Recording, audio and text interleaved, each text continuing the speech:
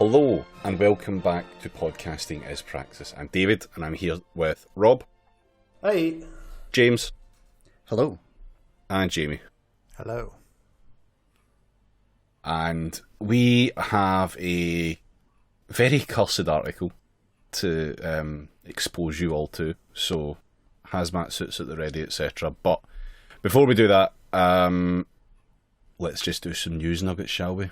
The thing that's got me particularly down tonight is the forthcoming deal. We're doing ScotPol. I'm sorry, everyone. I'm sorry, audience. We're just going to have to go here. You can have little ScotPol as a treat. Yeah. As medicine, I think. Like, we're going to need some kind of sugar to make this one go down, because I think it's a particularly bitter pill. Get the tourniquet. Basically. Spoonful of Buckfast makes the S&P SGP coalition go down, I guess. I don't know. Yeah, so the Scottish Green Party and the Scottish National Party have been in talks about forming a coalition that totally isn't a coalition. That's my assessment of it, right? The idea is they would follow the model of the New Zealand Greens and New Zealand Labour, whereby, you know, the Greens would go into not coalition, whereby their leaders would become ministers within the Scottish government, but they wouldn't be in coalition, right? It's very important to understand that they wouldn't be in coalition. No, it's not important to understand it. It's important to just believe that. Well, there's a difference. Yeah. And the central idea behind it is that the Greens would be able to influence SNP policy and get better movement on climate and a variety of other issues, etc. And would be able to advocate and control an element of portfolio. Like, for example, I think there's talks around there being one of the Green ministers being a Green minister on climate change, etc., which all sounds good, except everything about it, really. Because I don't think there's anyone in a million years will take a look at that and go, it's clearly not a coalition. Voters don't split hairs, basically. And what this will essentially do, in my estimation, is if it goes through, and we'll talk more about that in a minute, it's going to calcify the Scottish Green Party vote where it is, basically. Because, I mean, let's talk electoralism a second. I know, your favourite topic, David. If you're the Scottish Green Party, or any party, right, and you want to basically take power in Scotland, what do you mechanically need to do to make that happen? Win an election. Yeah, and at a base level, you win an election by convincing the majority of voters, or at least a plurality of them, to vote for you. Here's the thing, where are the votes currently residing? Well, there's a whole bunch of unionist votes. You're probably not going to appeal to them if you're the Scottish Green Party. And so what you're left with is SNP voters and disenfranchised voters who are like, well, I don't like the SNP, basically, and none of the other alternatives look very good. If you're the Scottish Greens and you go into coalition with the SNP, and again, if it walks like a duck and quacks like a duck, it's a duck, why would an SNP voter switch their vote to Green? Because after all, even if you like Scottish Green Party policies, and you're like, no, it's a good thing that they're doing this, why would you then be incentivised to switch your vote for SNP? Because the SNP have just done the thing you want them to do. They've adopted the best ideas the Scottish Greens had, right? You know, they've taken on board the good that you wanted anyway. They've shown that they're able to compromise and be magnanimous and, you know, all that good shit. Why would you be incentivised to switch to the Scottish Greens? The answer is there's not really a reason. There's no compelling reason. And then on the other perspective, if you're a disenfranchised voter who's like, I think that the electoral system doesn't really represent me, I don't think any of the parties on offer are very good, I don't like the SNP, why on earth would you ever support the Scottish Greens if they are essentially in coalition and supporting a party that you don't like, you know? And it comes down to the fundamental fact that the Scottish Greens de facto will not really be able to criticise the SNP, because this is the other part of it. When you lie down with Liberals, you get fleas. It's just it's an age-old adage. And if you enter into a coalition with another party, even if you call it something different, what the voters see is they see the following. I see the Greens are working and closely collaborating with the SNP. I guess the SNP aren't that bad on climate after all, otherwise the Greens wouldn't be with them, right? And, I guess, we'll see where Scottish Greens give criticism, but I mean, their criticism can't really be that severe, because if they really had strong criticism, then they wouldn't be working with them, right? That's how it works. And Also, there's Well, I mean, what I don't understand fundamentally about this whole deal, apart from the dynamics of Scottish politics in general, is just like I don't understand how the Scottish Greens haven't learned the lesson that like every single minority, quote unquote, progressive party or even non-progressive party learns when they go into coalition with a much bigger, stronger force. I mean, is you get to eat all the buckets of shit and nobody thanks you for it. You know, they haven't. History's littered with the examples of this happening. Yeah, and to be totally honest, the Irish Greens have kind of done this in a much worse way. Like, full credit where it's due, the SNP are not as bad as the people the Irish Greens got into bed with, right? They're basically Tories, the ones they got into bed with. But even there's a close to home example of this. I mean, if you look at New Zealand, right, you can see it's not been great for the New Zealand Greens policy advocation. But their vote share went up at the next election. How much by, David? It doesn't matter because the other fucking party they're in coalition with now have a majority and they're effectively powerless and useless now. Yeah, right. Proportional vote share didn't really change. In fact, it got worse. And what's worse is that the New Zealand Greens' ability to actually advocate for serious policy was effectively neutered. Because here's the thing. If you're day to day, you're working with a Liberal government, right? Let's just picture this. You're in chambers with them, you're having conversations on policy, and they propose a bunch of Liberal shit, but you're like, I don't really like this very much. They then turn around and go, well, it's a shame we can't collaborate on these issues because we were thinking of doing this thing and dangle a carrot at you in terms of policy, but it'd be very difficult to convince our members to do that if you can't compromise on these particular issues. And even if you can't come to compromise positions, it does moderate the degree to which you're able to go in on them. And does it in two ways. Number one is, it's very hard to go hard in on someone who you have to have a working relationship with. It's just a fact of life, right? Everyone, even if you think your co-worker is a prick, right, you do not tear into them on a regular basis if you have to work with them because it's just going to make your life dysfunctional. Politics is kind of that writ large, let's be real. And then the second part of it is, fundamentally, even when you do go in, the strength of your criticisms is, shall we say, it's undermined. Because we're facing a prospect, and I'll talk about whether this will come to pass or not in a minute, we're facing the prospect of the Scottish Greens talking loudly about the necessity of urgent action on climate change, which is correct, while in a government with a political party that's doing the things they're criticising and supporting the government of that political party that's doing the things they're criticising. Love oil fields. I love them.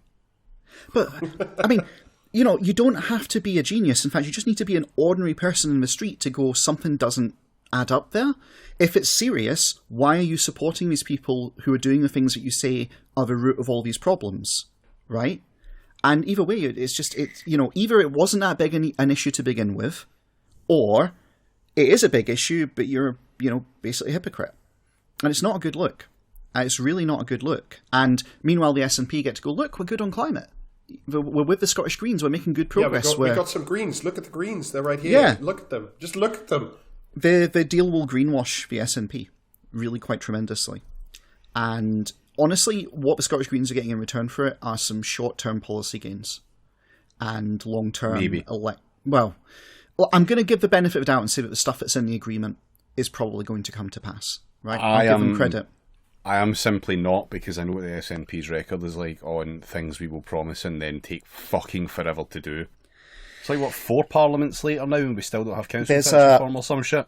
So, I want to be fair. I always try and be fair on these things. And the difference is when the SNP... be fair to Liberals. When the SNP promise the electorate, once they're voted in, they really don't have to pay much attention to them. However, if the SNP promise a political party on whose votes they are dependent to be able to do their agenda, then there's actually leverage that can be forced to make them sign the checks, basically.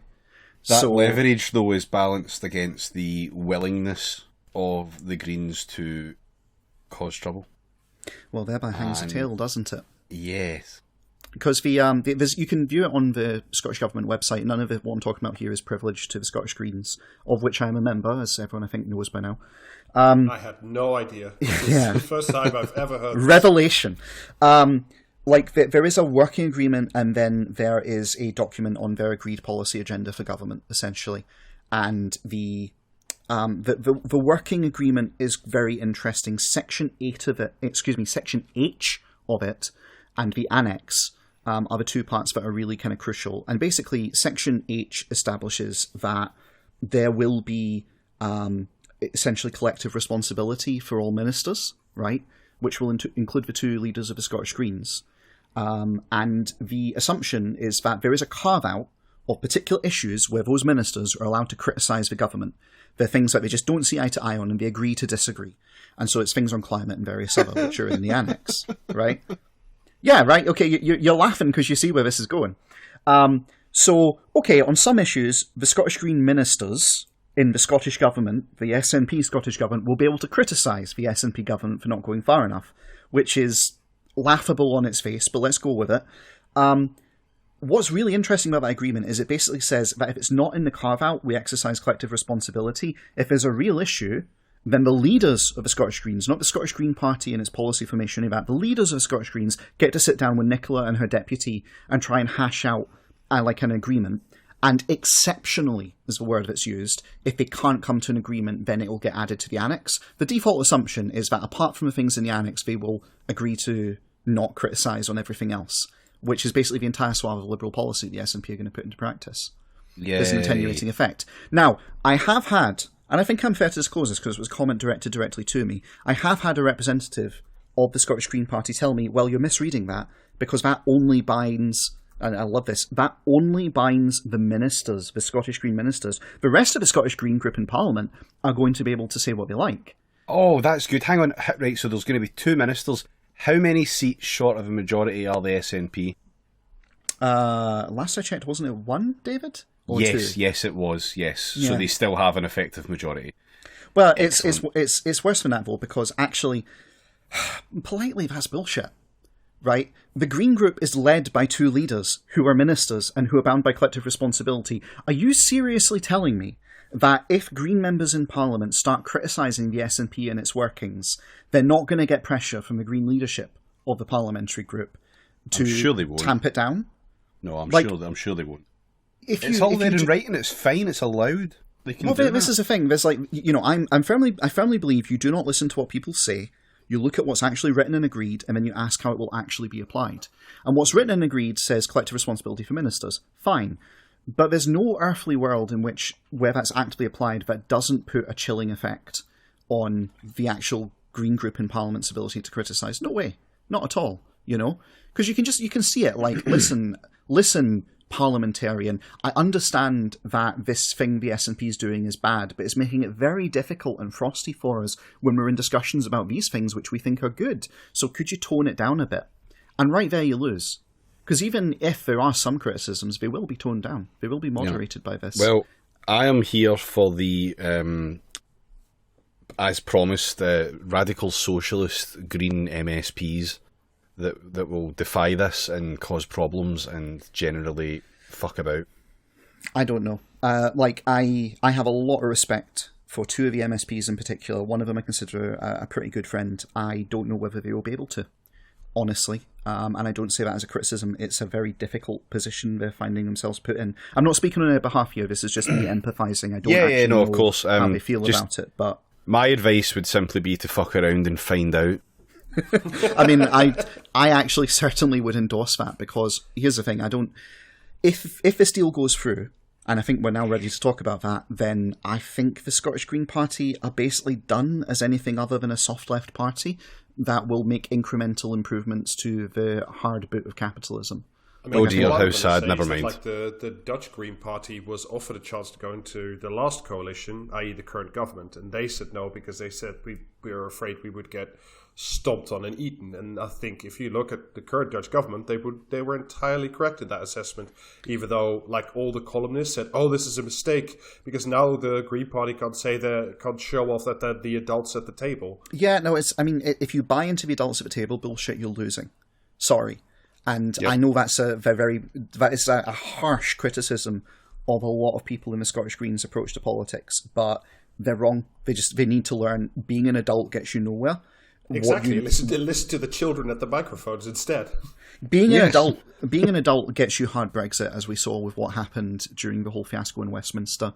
and the parliamentary games that were played, where the adults in the room said, "Oh no, we can't have X, Y, and Z. We all have to be reasonable and grown up and adult and assemble our super coalitions, which will never work, etc."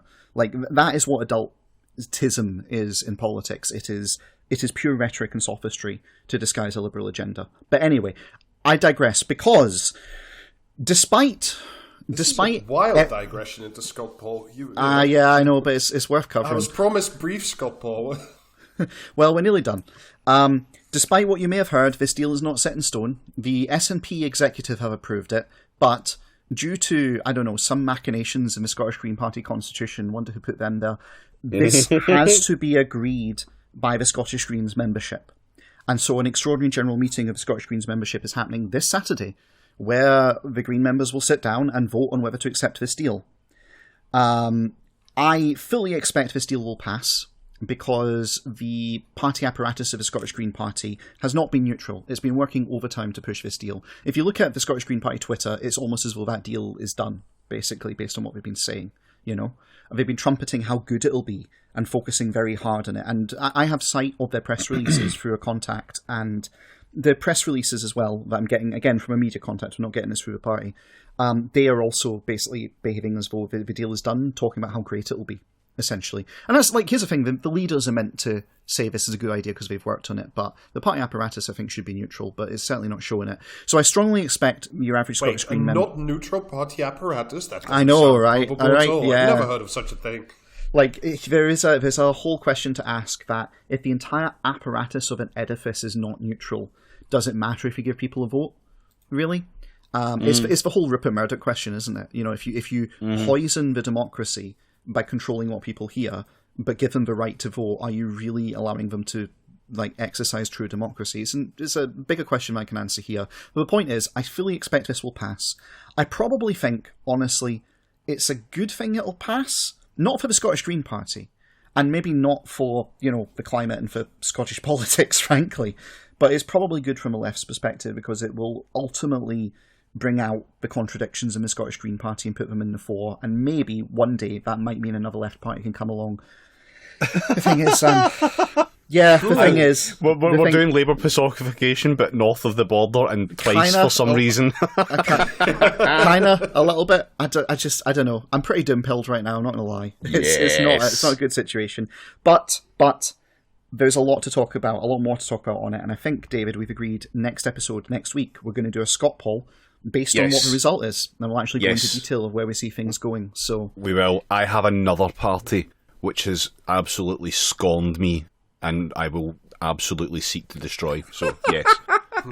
Really, you're really regretting that Scottish Green vote, David. I vote for them fucking once, just fucking once, and this is how they repay me. Cunts.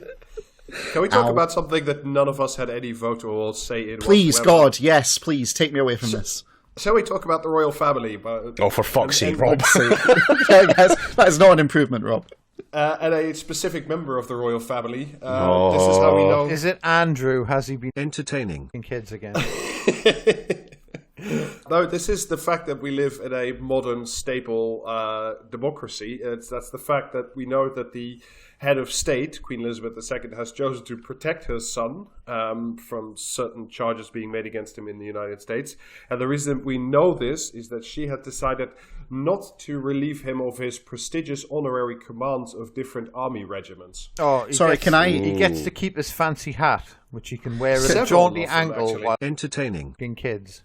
So sorry, can I just check, Rob? We're talking about Prince Andrew, she's saying she wants him to keep all these honours and roles, despite the fact he is, and this is factually true on the record, we are not alleging this is a matter of fact, Prince Andrew is being sued in federal court for alleged sexual abuse of a child. It's that particular current latest suit is a civil suit, so it's not. I'm not sure if it's in the federal court or not, but that's a civil suit. But yeah, he has been sued for sexual abuse by one of the girls who was under the control of Jeffrey Epstein. Yeah, the lawsuit, as I believe, was filed by Virginia Roberts Guthrie, and it was filed in federal court in New York. And it's almost 2 years to the day after Epstein died in jail, which is a little funny, actually. So he is facing those allegations. And from what I understand, he is he's happily engaging with the authorities on this. Is that correct? He so far has refused to be interviewed by the FBI or other authorities, and he's not remotely. And he's not setting foot in America, is he? He's not setting foot in America, and the reason that we know that, apparently, this is one of these weird things where it's like royal family watching. That the reason you would know whether someone is in or out of favor is whether or not they get to keep their hat. And the reason that we know that the Queen still wants to protect her son is that he gets to remain a colonel of the Grenadier Guards. And if you remember, there was all this. When was that? We talked about it when it was a thing. There was some other royal event, and there was an argument. Oh, it was the funeral of Prince Philip, and he wanted to wear his outfit of an air commodore or something, and somebody else said you can't because you're an alleged children's entertainer. So, the whole thing in this modern democracy that we live in is just we have to look at which hat the guy gets to wear. Air commodore is not a real thing, well, he is. The royal family isn't necessarily a real thing either, if you really want to analyse it. So, yeah, but Air Commodore though. Yeah, sorry, no, I got it slightly wrong. He's Commodore in Chief of the Fleet Air Arm and honorary Air Commodore. That sounds much more real, doesn't it? Yeah, that makes it so much better. That doesn't read like something pulled from steampunk young adult fiction. How much cooler would our military and our royal family be, though, if they were steampunk? My god! I've just realised, Rob, you are that nerd. I'm now picturing a teenage Rob in fucking goggles. Tell us about your chap hop albums. No, I can faithfully promise with my hand on the Communist Manifesto that I was never a steampunker. But apparently, even the military thinks that this is a bad idea, and there's been a number of leaks over the last couple of days from various higher ups in the military that everybody agrees that he should just get the fuck out, and even sources close to Prince Charles, for which you should read Prince Charles, but the game the media plays, has said that the issue of Prince Andrew in general, I suppose, was causing unwelcome reputational damage to the institution of the throne with quote, hideous regularity, which I thought was quite... and that even Prince Charles has decided that Prince Andrew is an unsolvable problem. I wouldn't say it's an unsolvable problem. I don't think it's an unsolvable problem. They had an unsolvable problem about 20-odd years ago, didn't they? And they managed that one fine. I love when we're just in sync, David, and our brainwaves are making the same shape of a car going into a French tunnel. I just like that all the fucking stuff about this is it's tough for the Queen because he's causing a lot of reputational damage, as if it's just purely a fucking PR concern, and he's not leaving a trail of entertained kids behind him. You know what I mean? Fuck's sake. Allegedly. No, we've been over this. That does not cover us. Yeah, I know. I know. Stop saying it. I still expect what Jamie said there to be brief. You can't. Stop saying allegedly, says the man who keeps saying that Prince Andrew entertains kids. He does. Oh. You're on the edit, by the way, so good luck. Have it done in 20 minutes, to be honest. You know what I mean? This is a video of the chimpanzee being handed the AK. To be totally honest, David, I'm not sure. Are you really sure on this one? Yeah, I'm sure. But no, I mean, it's do not talk to me or my big alleged entertainer son ever again. Is essentially what this is. I just told you can't just say that. No, but I mean, of course, it's a fucking ridiculous situation that this fucking clown, because of his title and the magic uterus he shot out of, just gets to escape any form of serious justice. B, that we have to find out not through a controlled medium where there's some input from even a vaguely democratic process of any kind, and see that it has to go through the medium of military hats. This is a fucking intolerable situation. I don't understand. I mean, I come from a country with a stupid royal family as well, but they're not this bad, and they're not this, I bet they are, though. Yeah, well, I couldn't possibly speculate, but It depends how many of them were friends with Jeffrey Epstein. I don't know. I could ask people, but I'm not sure I'd get an answer. David, sorry, that's terrible. Look, you're trying... saying that being friends with Jeffrey Epstein has certain implications is terrible. You've got to remember... I didn't make any implications. I just said what he is. Well, I mean, most of high society were in Jeffrey Epstein's black book. That doesn't mean anything. Except that they all entertain kids. I mean, the only thing I'm willing to put a sizable bet on with regards to the Dutch royal family is that probably more members of them have blacked up than in the English royal family. That's all I'm going to say. I am going to say that's probably a closer run competition than you think. Yeah. Yes. That's probably entirely true. But shall we move for the slightly ridiculous to the slightly more worrisome, I think, at this point, I'm willing to call it. Sorry, Yes. that was ridiculous and not worrisome. Jesus Christ. Yeah, it was really. yeah. Okay, let's go. So the next thing I wanted to talk about is something we discussed earlier with Sinan in episode 95 about the shortage of lorry drivers, which is now expanding into a bigger crisis for, I think, UK supply chains, but specifically to do with the food chain. There's a combination of different things, mainly the aforementioned lorry driver shortage, but also Brexit paperwork and the impact of Corona and the quote-unquote pandemic that are now leading to some really fucked up issues. The first one is to do with poultry. Now, you would like why would we spend time talking about it? It's because poultry, i.e. mainly chickens and turkey, are about 50% of all meat eaten in the UK, which is not just employs a substantial number of people, but of course is very much to do with how people feed themselves every day. And first off, the shortage of lorry drivers means that right now a lot of chicken farmers are having to kill the animals and essentially landfill them on the farm because they can't be transported. Poultry farms work on such tiny plots and small margins that they can't physically or financially keep a batch of chickens that's ready for slaughter and processing. They have to essentially, when they're done, the lorry needs to come and pick them up. And most efficient system of distribution. Yeah. Compounding this problem on the farm is the fact that a lot of farm workers used to come from the European Union. And not only was it farm workers, it was a lot of people that processed the chickens. And by process, I mean slaughter, take apart, put in box, ship out the door. There's about a 10 to 20% staff shortage across the EU because EU workers that mainly used to come from Eastern Europe are now classed as low skilled, so they don't get the visas required to actually come here and do the work that we've essentially stopped doing mostly for a long time now. And that means the meat industry is hugely short of workers.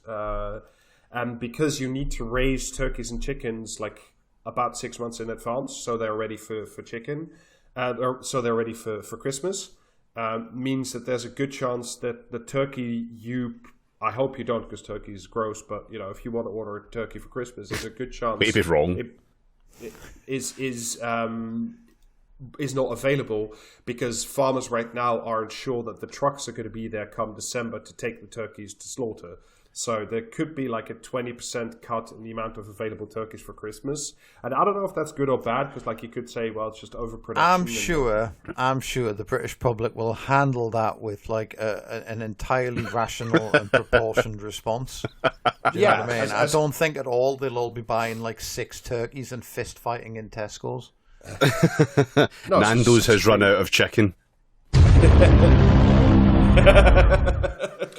Actually, the funniest irony of Nando's running out of chicken is the one person that wouldn't bother is Anna Soubry, who was always raging about Brexit because she bought a salad in the cocktail dinner.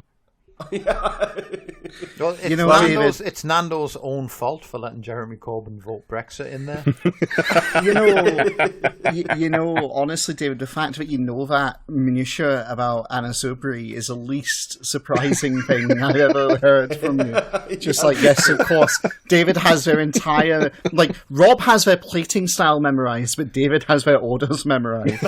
Jesus Christ. I'm going to say that, like, the online left gives far too much of a shit about every one of those idiots from Change UK, quite frankly. Like, yeah, probably, but like, I mean, you need some light in these dark times, and seeing people who are just utterly fucking awful just fuck themselves from a great height is, it's one of the redeeming features of it's one of the few slowly melting candles that we have left.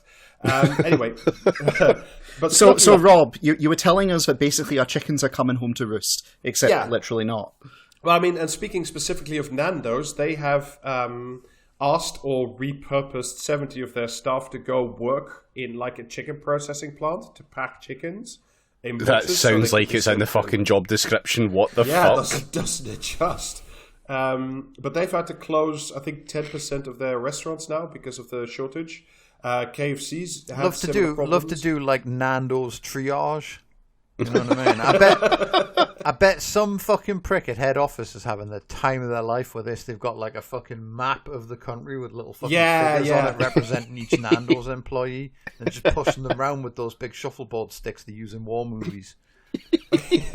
Yeah, for sure. Oh, absolutely. Some middle management dickhead is finally, that weekend off he took to do crisis management, paying off in spades right now. You can see just having to like organize a staged retreat of Nando's staff, just like back down the country. Do you know what I mean? Examining piri sauce supply lines and making sure that they're the Hebrides has to close all their Nando's so that the staff can fall back to like the borders and like staff the chicken processing plants. And it's, I mean? Like, someone's going to make like a panicked phone call in a few weeks' time to say that Wimpy is like a column of Wimpy is advancing through the fucking Midlands.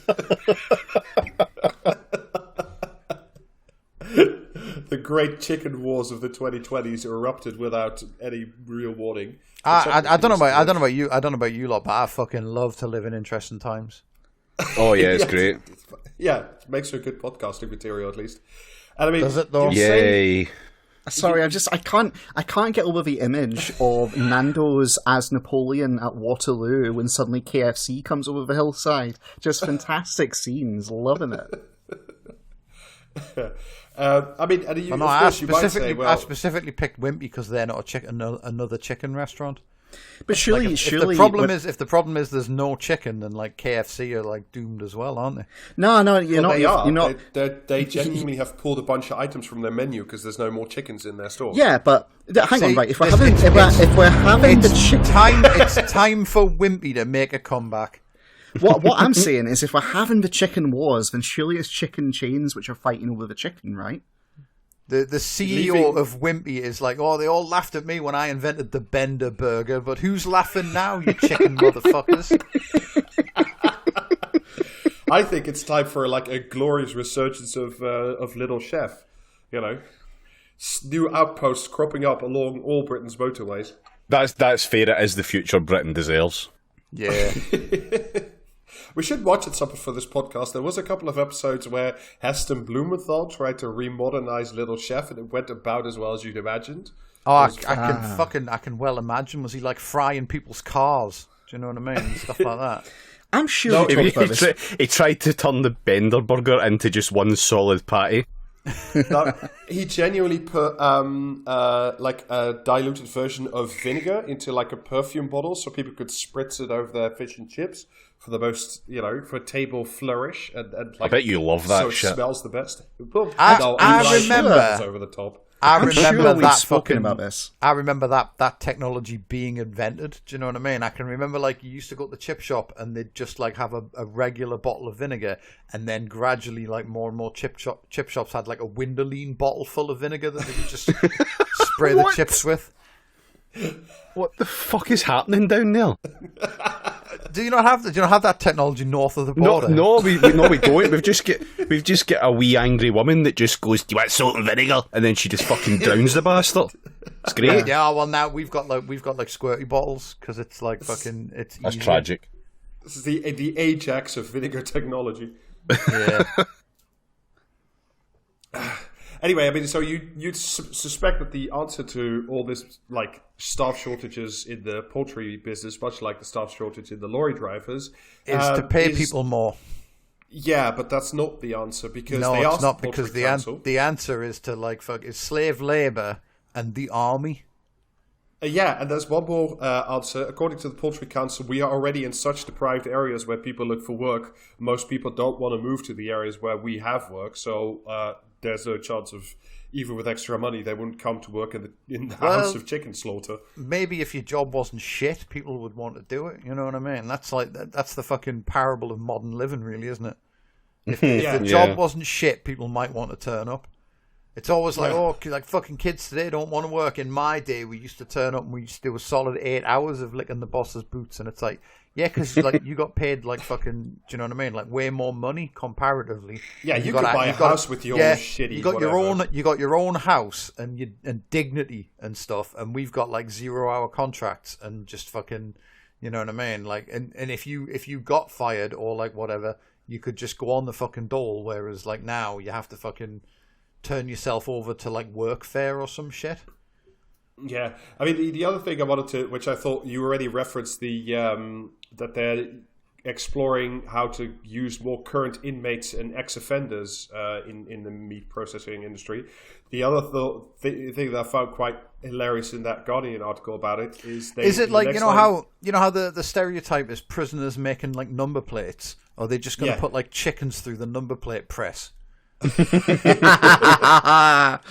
Well, I mean, that is how you get the chicken nuggets, because they're of, 4 or 8 predefined shapes. All chicken nuggets are essentially the same. They just look different in the bucket. What? This is genuinely true. There's only like 4 No, it or 8 fucking shapes. isn't. You just Yes, literally I've hallucinated not made this. I have not made this. This is Did you genuinely not make true. chicken nuggets on a number plate like stamping machine? McDonald's does. McDonald's only has a defined number of chicken nugget shapes. Oh shit! It's fucking He's, true. I hate this. I hate that I know this. Jamie, it's not literally a number plate machine, but it is kind of like it. And he's right. They basically stamp them out in predefined shapes. Give over. No, honestly, like, our world is this cursed. Jamie's going to order a 20 box of chicken nuggets later on and just pile them up in different shapes. Forensic Well, no, examination. I'm not because there aren't any chickens left in the country. Do you know what I mean? He's got his bear. Yeah. Can Yeah, they he not? does. Can they not just feed like badgers into that machine or something instead? Sorry, just a great TB outbreak caused by Brexit. Just ahead of schedule. Why? How I would was you started notice? eating the badgers. True.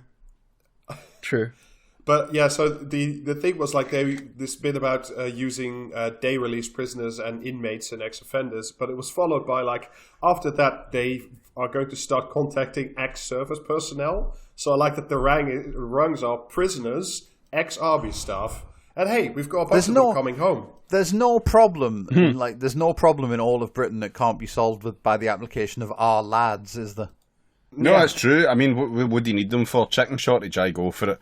Firefighter scabs, I wire in. Like, I send in the army, fuck it, why not? Yeah, like you said yourself, Jamie, a bunch of stout lads who just yeet it is the solution to pretty much everything. Yeet the fire. Yeah. So essentially, when asked about this, the government. See, I think the solution, instead of like fucking, you know what I mean? Oh, we can't get any chicken, and like apparently like 90% of the economy is chicken based now. I think it's time we return to like great British foods. Like I mentioned the Bender burger from Wimpy. Does anyone remember like hedgehog flavored crisps and stuff that may or may not have existed? That was always like everyone at school was like, oh, my dad said you fucking Tudor crisps used to do hedgehog flavors, and it's like I think you made that up, mate. Like, do you know what I mean? But I'm entirely like in favor of a diet entirely inspired by Jamie, essentially like a whole range of Jamie inspired foods. Hedgehog flavored crisps, I don't know, vinegar in a spray bottle, all that kind of shit. That's not a food. Sorry, hang on a minute. That's a condiment at best. Yeah. A deluge at worst. It's a type of food. Who the fuck is living on vinegar? Do you know what I mean? That's like... I don't know. I I imagine, as I said that, I realised there's probably some fucking dipshits in America who like drink it neat because it like promotes fucking some sort of like insane horse. You know what? Yeah. You know, like the kind of people who. Like, Oh no! Do you know? Yet again, I know this. don't see themselves on the beach because sun in your colon is good for you or something. You know what I mean? That kind of dipshit just putting vinegar directly into their eyes so they can see the future. There is a whole thing with drinking apple cider vinegar neat because it's meant to be good for digestion. Oh yeah, I've heard about this. Yeah, I know. I only know meant this to be good for digestion because it just like gradually erodes the entire lower half of your body until you're one of the ghosts from Pac-Man and everything you eat just falls straight out. Quite possibly. That would also solve the chicken crisis, by the way, if we don't longer have to eat food. Yeah, if we all just haunt Pac-Man, that's the future that Britain deserves. Honestly, I'm surprised that one hasn't caught on over here, because doing something for nebulous health benefits purely because it's an unpleasant experience is kind of peak British, to be totally honest. No, it's only peak British if you're told to do it for the good of the country. Yeah, actually. Or if you're doing it to like piss off the libs, do you know what I mean? If it's like, oh, the fucking woke brigade say I shouldn't drink petrol and eat lit matches, well, I'll fucking show them. Well, this brings us quite rather neatly to today's article read, where we shall discuss owning the libs. I can hardly fucking wait. This is a piece in The Guardian, and it's very hard. It's very hard to work out which one of these people I despise more and who is more wrong in this particular case. It's written by Anand Pandian. I hope I pronounced that right. And the title is called "What I Learned from an Unlikely Friendship with an Anti-Masker." So this is one of those. Oh, this article. Fuck. Yes. It's oh Lib no, I thought Safari. this was a different one. Shit, okay. Let's fucking go. So this is essentially one of these... You remember all those pieces that we got when Trump just got into office, where they all went on like safari to Pennsylvania and other places and like... Oh, I remember all the pieces where it was like, look at this dapper gentleman, do you know what I mean? He dresses in a $4,000 suit, gels his hair, and wants to execute all of the inferior peoples. No, this is the other type where they talk to like, I don't know, ex-miners or ex-factory workers why they voted for Trump. And this is along the same line. But in this particular version, it's very hard to work out which one of these two people is more stupid and more out of touch than the altogether. It's the lib. It's guaranteed to be the lib. It's always the lib. This is... So there's the author, Anand Pandian, and a conservative anti-mask pro-Trump guy named Frank. They meet at Freedom Fest, an annual libertarian conference and conservative cultural festival in Vegas. It became quickly obvious that we hardly agreed on anything. I was disturbed by the speakers who ridiculed the livable minimum wage. He talked about high school kids who worked for him in southern Michigan and high wages as a ticket to inertia. So Frank sounds like a fucking winner. Sorry, a ticket to inertia. Yes. If you're That's like the worst rock ballad ever. That like, you know what I mean? Frank and I face each other across the chasm of polarization, the growing tendency to disparage those across the political aisle as enemies and villains, the distrust as corrosive, but as the latest surge of COVID suggests, our fates remain hitched together even when we can't stand talking to each other. Whether COVID, climate, or the future of democracy, our very survival depends on nurturing a sense of a common fate. Does it, fuck? So, Just let me push this guy into traffic. Do you know what I mean? This is some Move on with your life. This is some Stockholm Syndrome shit, by the way. I'm trapped in this room with this axe-wielding maniac. I guess he's not so bad after all. Like, holy shit. Let's understand him, yeah. Over drinks one evening, I asked the bartender for a drink without a straw, explaining I was concerned about the plastic. I love plastic, Frank responded with a mischievous smile. So, right there, like, the whole game is given away. Frank's just a cunt, and his whole thing in life is to, own the libs. Like, that's just his whole... fucking... Do you know what I mean? Like, just... how often does the Guardian pay for people to get their fucking wallet inspected by like dipshits? Do you know what I mean? It's just insane. It's like, oh, I met this fucking guy Frank, and like I was like, I thought we forged an unlikely friendship as he repeatedly tried to stab me and chase me around town in his car, which is the Dragula, but it somehow runs on coal. Do you know what I mean? It's like fucking. Maybe we can reach some sort of like fucking agreement over our shared future in the climate hellscape that he is personally bringing about. You know what I mean? Well, if you thought that Frank was like a salt of the earth, I don't know, like ex-industrial worker or something. I didn't. All right, so what do you think the economic class and circumstance of Frank is? Just to see. If He's a small business tyrant. He's very obviously a small business tyrant. I think he owns a business that, like, do you know what I mean? Just pays like fucking child like laborers to fucking build things out of like the most toxic materials imaginable. He complains constantly about regulations. He owns an above-ground swimming pool emporium, and he pays for children to mix the harsh chemicals used for doing the filtration. After working a number of jobs, Frank opened a restaurant that finally took off. He's still opening new places in his 50s and putting his earnings into more properties. Restaurateur landlord, fantastic. Yeah, Frank Route 20man. I've got shit everywhere, he said with a self-deprecating laugh as he drove me around his town. I think it comes from being What were they poor. driving around the town in, though? That's the question. It's like Monopoly. You just want to collect what you can before you lose it all. So Frank just can't. You know, I'd love to play Monopoly with this guy. Do you know what I mean? It's like, oh yeah, it's like Monopoly. I want to make him eat the fucking board. Frank and I are each committed to ways of living that the other finds reckless. He prides himself on being an American capitalist and scoffs at the idea that our economy might propel climate change, political violence, or impossible degrees of inequality. I, meanwhile, no doubt fit his stereotype of the oblivious college professor, lecturing privileged kids about utopian futures while freedoms crumble around us. He has chided me for this. You are elite. You had a much better shot at the American dream than I ever did. Yet you've given in to the totalitarians. Oh. What? What? Yeah. One day, like the continental United States is going to burn down, and we're all going to be fucking much safer afterwards. I mean, I would buy that were it not for the fact that, frankly, if it burns down, they're taking us with them. Let's be under no illusions. I've heard. I mean, at this point, we're basically like, do you know what I mean? Everyone's just gonna. It's a matter of time before some fucking like news website like publishes an article with a calculator where you can work out how many like years worth of breathable oxygen is in the atmosphere now because there are no more trees.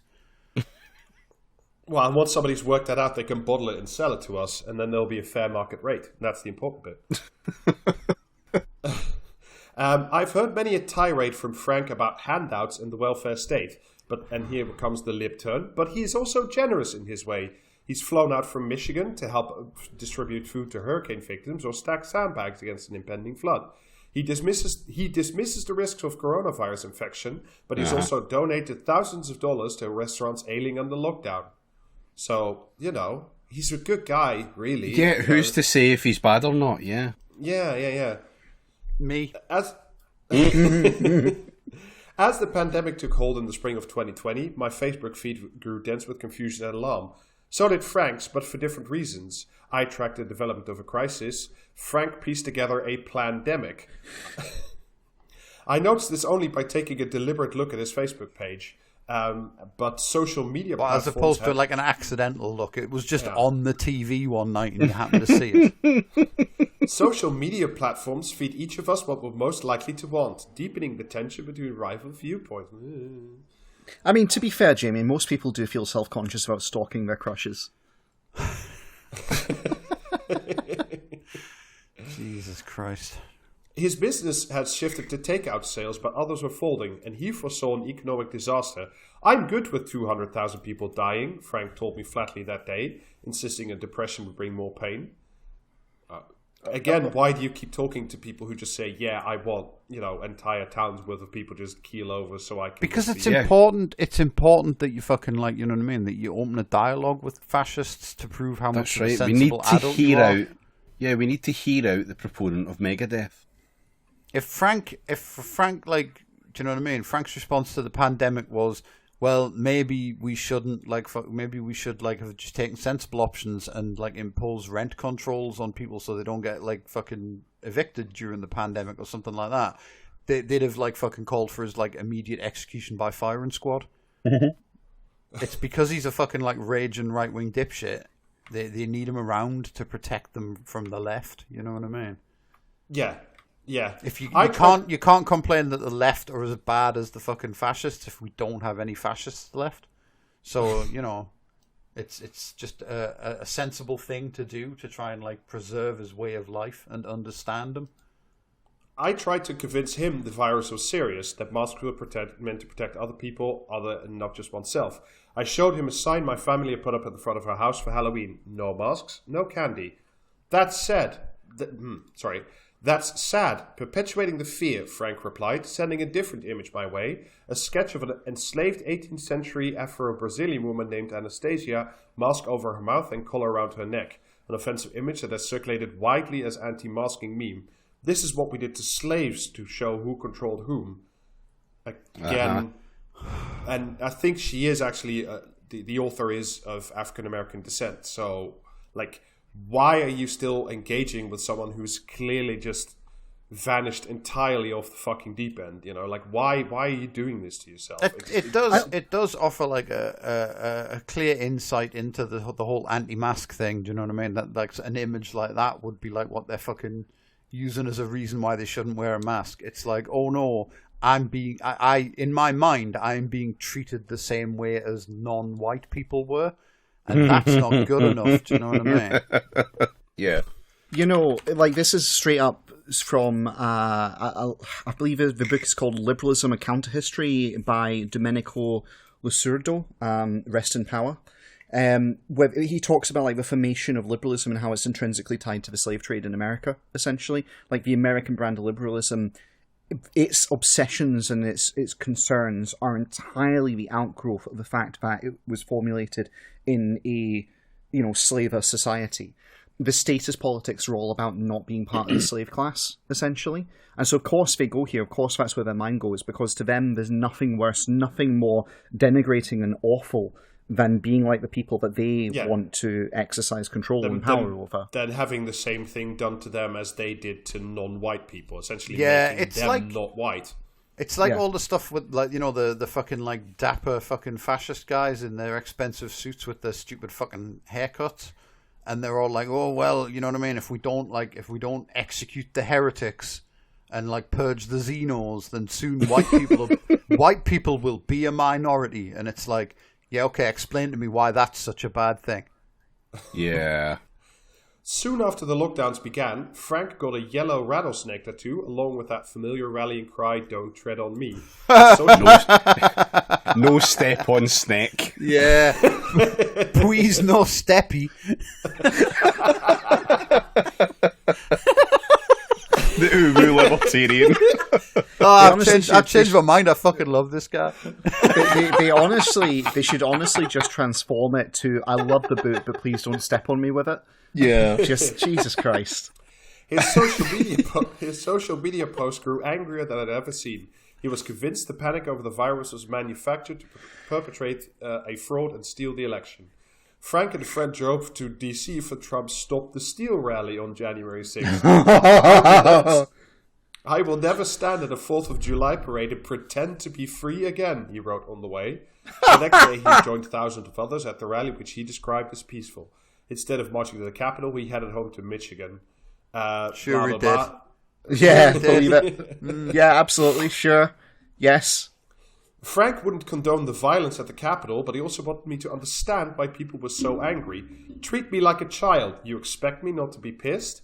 Every day is a punch in the face with you guys, from fucking straws to sodas to not smoking in my own restaurant." Oh no, people have said please don't use plastic straws. Oh no, the end of the world. It's the worst fucking punishment imaginable. Do you know what I mean? Like, oh, you treat me like a child, but maybe don't be such a fucking massive pissy baby for your entire fucking life. Do you know what I mean? Like, maybe if it wasn't like fucking on the rest of us to constantly burp you and change your fucking nappy, then maybe we wouldn't treat you like a fucking child, you prick. His polemic took me aback. Frank was a libertarian, and I could see how restrictions could grate. Still, I struggled to connect the dots to the assault on the Capitol. Of course you fucking did. Of course you Did, fucking yes. fucking piece of shit. Absolutely. He was a libertarian. He's just a small being libertarian, and all he wants is like the right to just like, you know what I mean, fucking like enslave children for his business and personal activities. Libertarian. I want liberty. Other people I'm willing to negotiate on.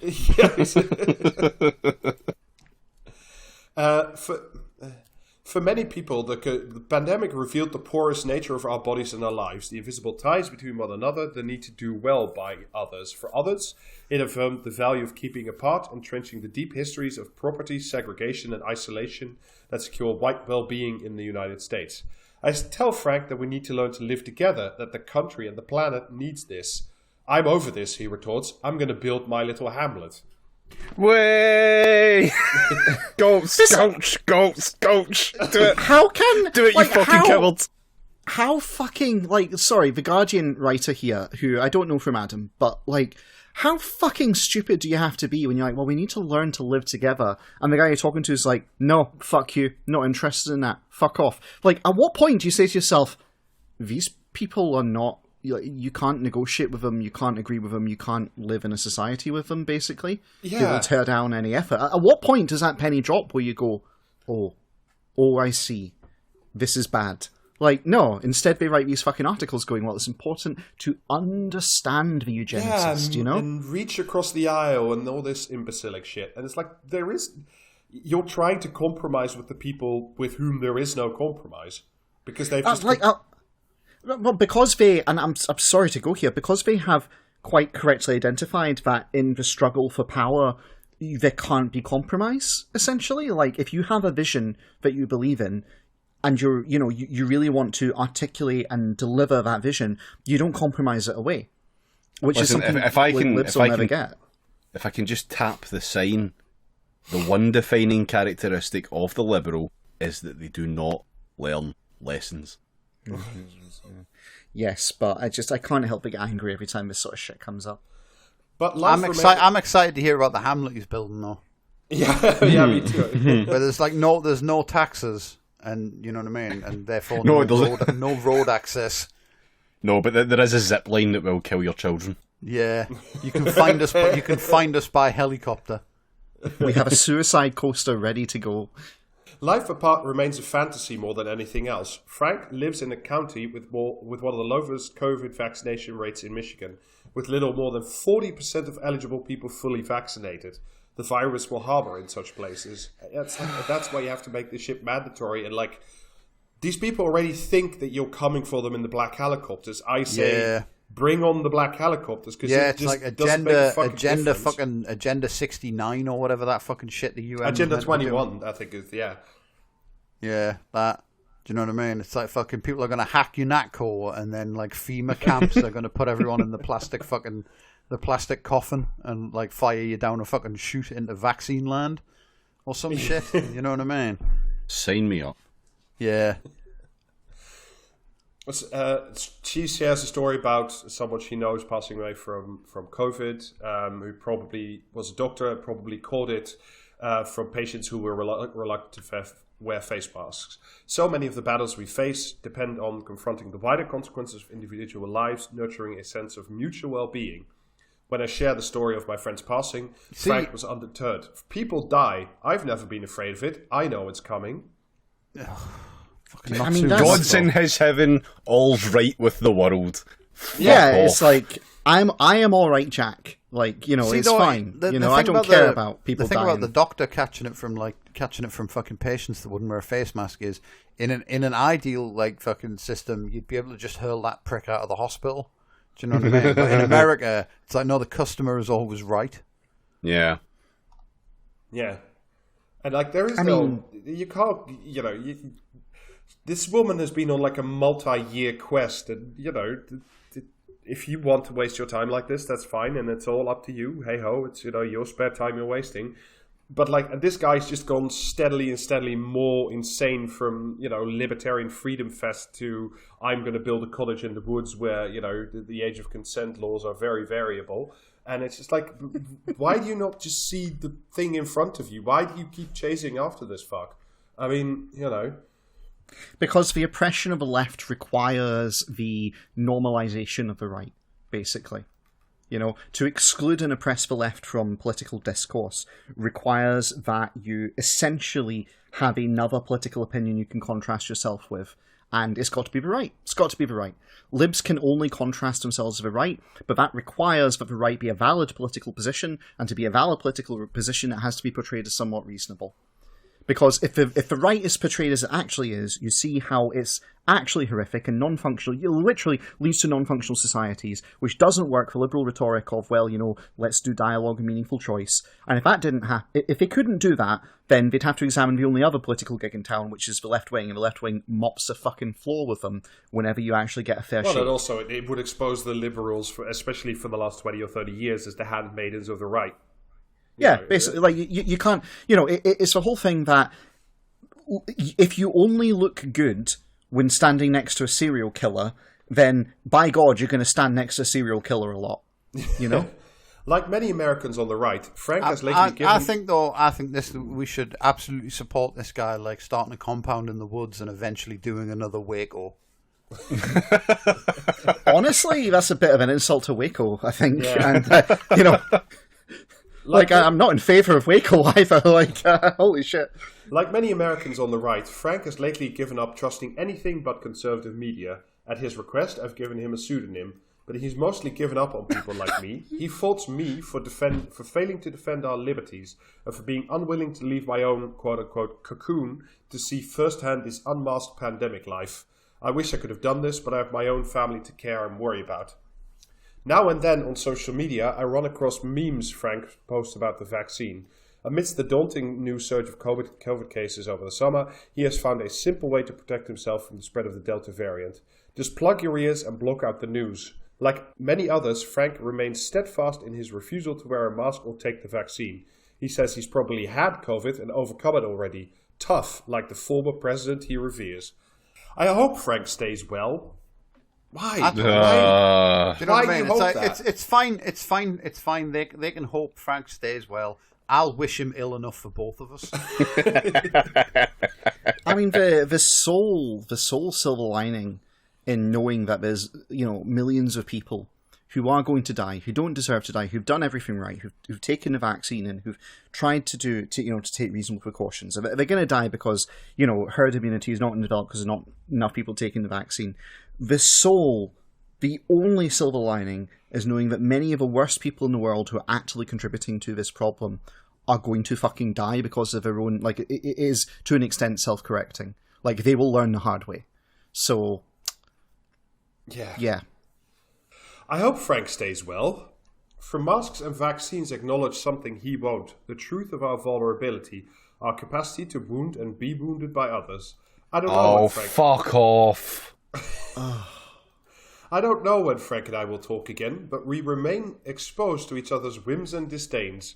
One way or another, we'll have to figure out what to do with each other's company. It's like, no, we. How would just remove that company? This is not difficult. Yeah. Just fucking unfriend them.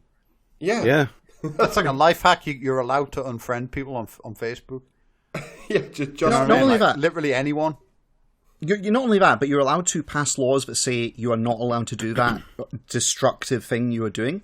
Like that, they could remove the problems without actually removing the person by just making 90% of his shit illegal and then actually enforcing it. Which they won't do, I understand. But like we were saying, like that's what they already think we're doing anyway. So might as well just go hog and just fucking get on with it. Fuck it. I love the. I'm just going to take a little diversion here. I love the pretense at artistry going on in that column there, because the beginning of the paragraph uses some, shall we say, florid language to describe this situation, and it reminds me of all things, the book Lolita by Nabokov, which, for those who don't know, what it's really about is how art gets used. One of Prince Andrew's favourites, that I think. Might well be. It's the actual topic of that book, which people miss, and libs miss in particular, it's about how art can be used to beatify the absolutely obscene and horrific and terrible. It's about how the beauty of art can render almost angelic things which are basely horrifically evil and wrong. That's what the book's about. And it's not particularly subtle about it when you actually read it with that in mind. And that's basically what this shit is, because we have a total dipshit as the subject of this column. Just an absolute asinine, ignorant arsehole. And they're being held up and kind of almost beatified, made like, oh, well, isn't it an interesting part of the colour and richness of life's tapestry that we are in a society with these utter fucking psychopaths? Like, it's horrific. And this is 90% of what The Guardian does, to be totally honest, They hold up the profane and write about it and treat it as though it is somehow contributing to the sacred. They hold up the worst parts of our societies, I include the US, UK, there's all the areas The Guardian reports on, and try and present them as part of a reasoned discourse and a sign of healthy democracy. Yeah. And it's obscene. It's awful. Also, it's literally the devil's work. And also for their readership to read it and sympathize, obviously, with the author and think, I too I am a reasonable person. I would do this. I feel like this. I am one of these people who live, in the perfect sphere of reason. Just ridiculous. It's like, how many more times are these people going to have to, like? Well, I mean, they'll never learn, will they? Like, that's just... No, they'll not learn because it's an intentional ideological project. Defining characteristic of the liberal is that they do not learn lessons. Because they do not wish to learn lessons. Well, and speaking of people who never learn lessons, who wants to do comment or commentary? We've learned a lesson. You refuse to learn, so that's not true.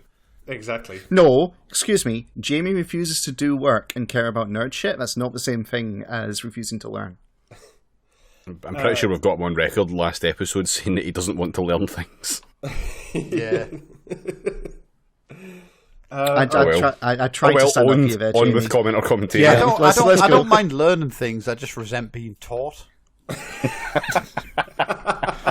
Checks out. Yeah. During school, did the teachers at some point just like push a book in your general direction with a stick and then run away to see if you'd pick it up? Oh, honestly, the less said about my fucking school experience, the better, to be honest. Like, do you know what I mean? I will say that oppositional defiance disorder does indeed make for a good podcasting career, so, Right, let's do this. Let's do comment or with commentary. round one. Give Afghanistan and Pakistan a commercial incentive to work with Britain, and through commerce, we regain influence over these countries. What are we? Are we going to give them like fucking an Oyster card or some shit? You know what I mean? Like, what's... No, I'm not even done yet. We should. The Taliban can earn Tesco club card points. You know what I mean? 5,000 nectar points when you put a pipeline through your hinterlands. Yeah, that works. Fuck's sake. We should not be throwing open the gate to China. We should, as global Britain, be taking the lead ourselves. No, wait. We do not need American or other cooperation to do so. We should just get on with it. Liz Truss is a proven pair of stable hands. She should be put front and center of our quest to stabilize the region. It is the only way forward. Commentariat. Right, I too am thinking commentariat. Yeah, commentariat. This is Liz Truss writing on LizTruss.com. It's commentariat. I can't guess the paper. I will just say I love the phrase "global Britain" because it's kind of like my I am not a X t-shirt is raising questions that are already answered by my t-shirt. That's what global Britain is. If you have to say you're global Britain, you are most decidedly not. We are insular, parochial declining Britain. Navel-gazing sad Britain, yeah. Yeah. So, yeah, it was commentariat. It was Ben Habib writing in the Daily Express. Oh, Sure. fuck. All right, so round 2. In spite of the exhortations of our diabolical government of occupation, for that is what we have in the UK, who demonstrate every day that their lies, distortion, and use of black propaganda are designed to frighten, confuse, and pressure us all into cooperating with their heinous crimes, I will refuse and I will not surrender no matter what. I will not cooperate with any of it. I will not wear a mask. This is a comment, I think. Right, it's a comment, but I feel really disappointed because I was getting quite excited when I heard the phrase black propaganda, and then just, got to disappoint the anarchists in me, don't you? This is it's either a comment and... Yeah, this is either comment or... Yeah, I agree, this is either. Sorry, what? This is either a comment or it's Alison Pearson. It's not. It's Harry Hopkins writing in Conservative Woman. Oh, fuck's sake. No, it's not called Conservative Women anymore. We need to have an embargo on that fucking website because it's not real. It's not real journalism. It's just some fucking dipshit like running a blog. Do you know what I mean? If it was only one dipshit, it was a blog, and I wouldn't do it. But it's got a cast of characters, and therefore it, falls within the spectrum. All right, well, fine. Right, I'm gonna start getting fucking quotes from like fucking. Do you know what I mean? GameRant.com and fucking. comicbooknazi.org and shit, if the floodgates are open. Yeah. Well, legitimately, I would honestly think we'd have a really good episode closer. Instead of doing comment or commentariat, we do a game where you read fan comments or those kind of awful dipshit kind of reviewers' comments, and you have to guess what type of property they're talking about, whether it's a comic book or a video game or whatever. Oh, I thought I thought you meant guess the simp, for the sad dads who keep lusting after Marina Hyde articles and. Oh God. No, we're gonna read out the length of a YouTube video, and you have to guess which Star Wars film they're mad about. Jamie, honestly, it'd be better than comment and commentariat, but anyway. Round 3. Right, so the British military were spectacularly successful in Afghanistan. Very few troops, with very many restrictions on how they could engage with their enemy. Not the commentariat. Of taking and controlling vast areas of territory. Oh, if only we let them scalp people, we would have won this war. Well, we did do that. It's this is a factually untrue comment, therefore, I don't know. I mean, it's nakedly out there. This is Marine A writing in the Times.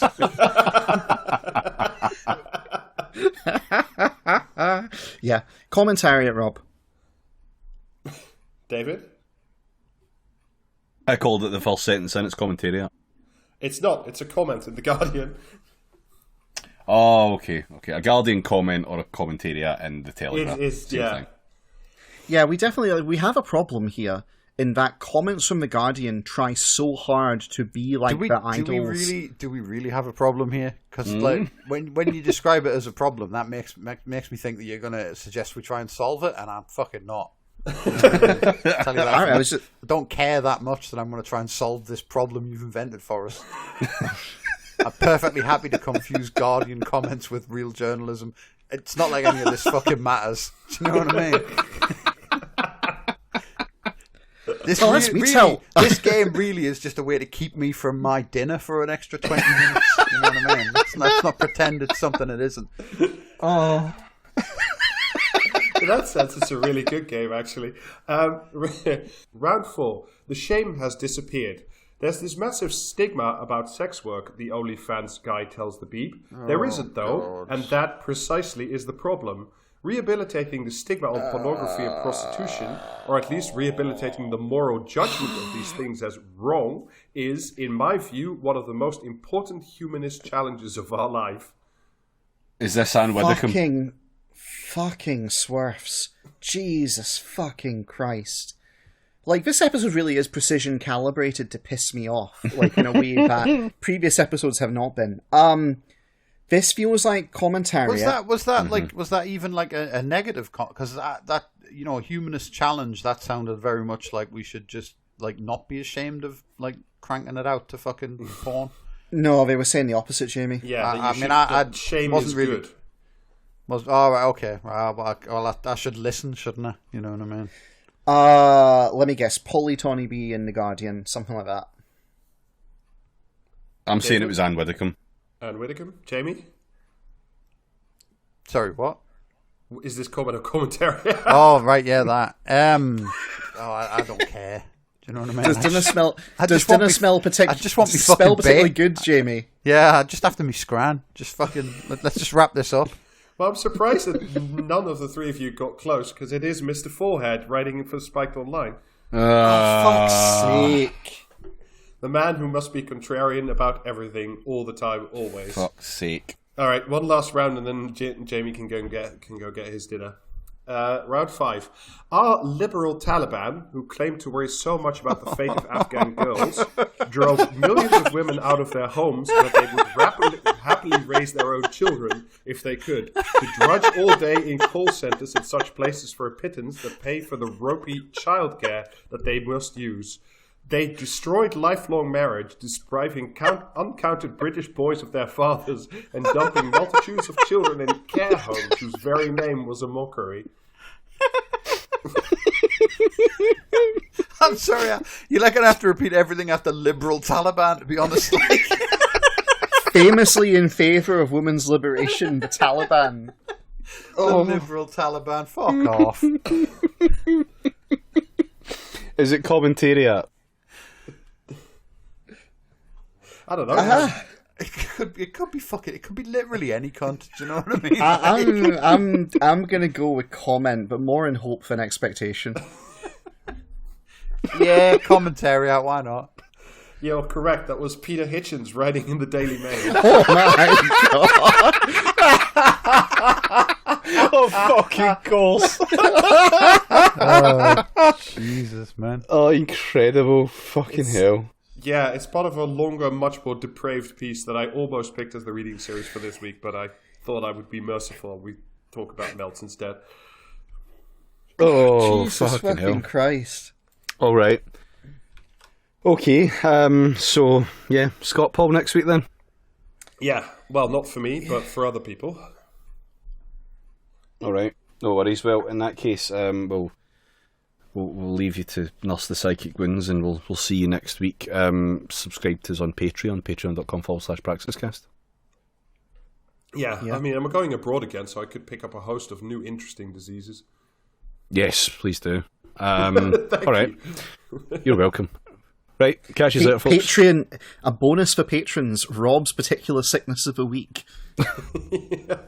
Bye. There's not a cough in my mouth tier, that's all I'm Bye. saying. Bye. Bye. I'm stopping the recording now. Oh, that episode was a shambles.